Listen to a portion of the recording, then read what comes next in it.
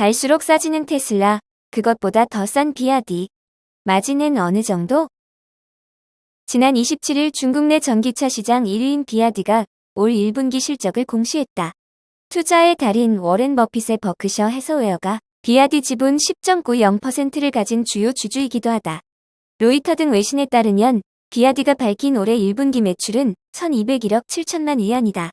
이는 전년 동기 대비 79.8% 증가한 수치로 지난해 1분기에 비해 활발해진 중국 전기차 시장 분위기를 반영한다. 눈여겨볼 부분은 순이익이다.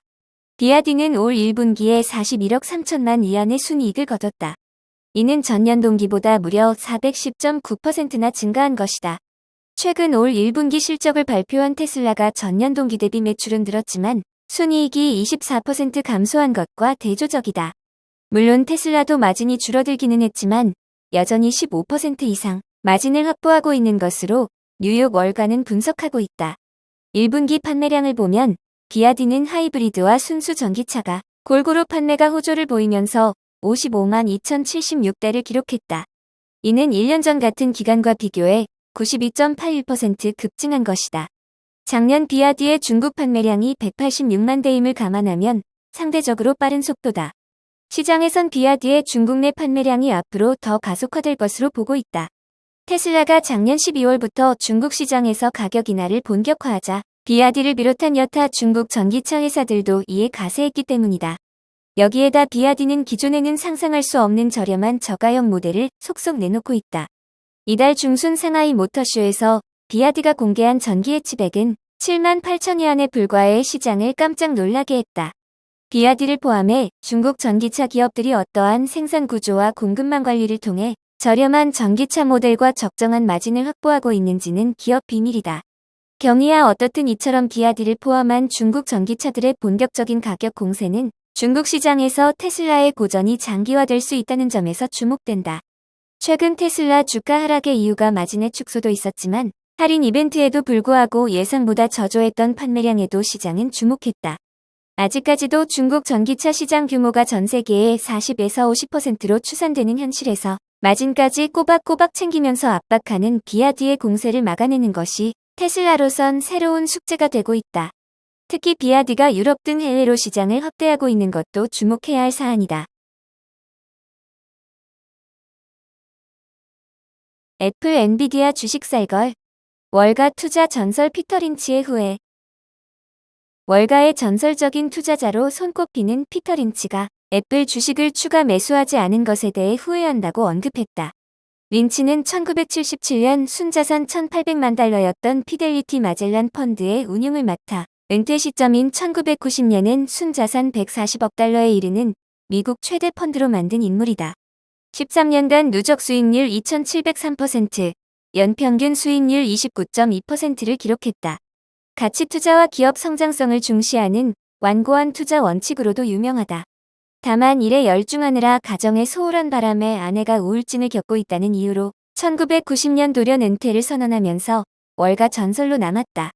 그는 25일 CNBC 인터뷰에서 최근 몇 년간 가장 큰 기술 기업 중 일부를 매수하지 못해 후회하고 있다며 애플은 그리 복잡한 회사가 아닌데 좀 더 연구해보지 않았다고 자책했다.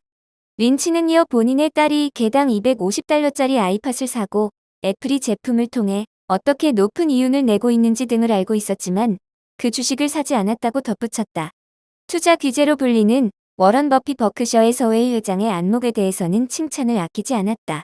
버핏은 애플의 잠재력을 봤고 거기에 투자했다는 것. 버핏도 첨단 기술 관련 투자를 꺼리던 시절이 있었다. 펀더멘털에 비해 낮은 가격으로 거래되는 주식에 투자하는 그의 가치 투자 전략이 높은 매출 증가율을 유지하기 위해 단기 영업 손실을 감내하는 기술주와 맞지 않았기 때문이다. 하지만 버핏 회장이 이끄는 버크셔의 서웨이는 어느새 애플의 핵심 대주주가 됐다. 지난해 4분기에만 30억 달러에 상당하는 애플 주식 2,080만 주를 매입했고 배당으로 1,060만 달러를 받았다. 린치는 애플과 함께 그래픽 처리 유닛 설계 기업 엔비디아도 거론하면서 엔비디아의 주식을 사지 않은 것도 후회한다라고 언급했다. 그는 주식 매수와 관련해 갖고 있던 원칙들은 오늘날에도 여전히 유효하다라며 좋은 투자 대상을 찾을 때는 앞으로 5년 정도 성장성 있는 기업을 찾고 실적 턴어라운드가 예상되는 업체를 찾기 위해 노력해야 하는 것이라고 강조했다.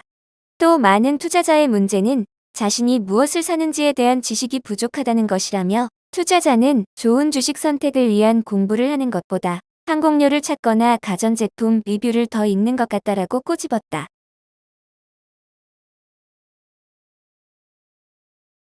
구글의 첫 접는 폰 이렇게 생겼다.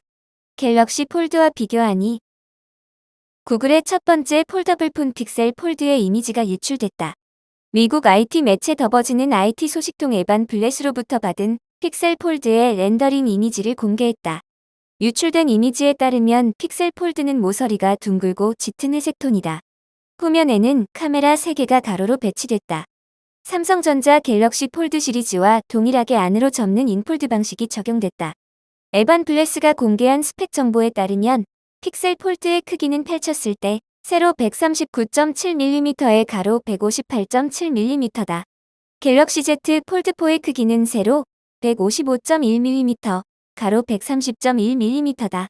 픽셀 폴드의 무게는 283g으로 갤럭시 Z 폴드4보다 20g 무겁다. 전면 디스플레이 크기는 5.8. 한국 전기차 기업 샤오펑 10년 안에 전 세계 자동차 기업 10곳 정도 살아남을 것. 테슬라가 촉발한 전기차 가격 인하 경쟁이 심화하는 가운데 중국 업체 샤오펑 측이 향후 5에서 10년 이내에 10곳 정도의 자동차 기업만 살아남는 식으로 세계 시장이 재편될 것이라는 전망을 내놨다.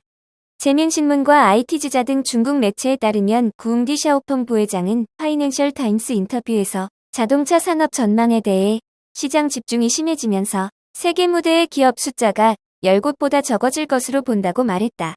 그는 중국 기업들이 여기에 포함될 것으로 보면서도 기업이 생존하려면 연간 판매량이 최소 300만 대는 되어야 한다고 평가했다. 또 이를 위해서는 중국 시장에만 의존해서는 안 되며 전체 매출의 절반가량을 세계 시장에서 팔아야 한다고 덧붙였다. 지난해 전 세계 판매량 1위는 토요타, 2위는 폭스바겐, 3위는 현대차 그룹이었다. 전기차 선도업체 테슬라의 판매량은 131만 대였고 샤오펑은 12만여 대 수준이었지만 최근 들어 가격 경쟁으로 판매량이 하락하고 있다. 그는 중국 업체들이 미국 시장 진출에 어려움이 있겠지만 연구를 통해 진출 방안을 찾아야 한다고 주문했다.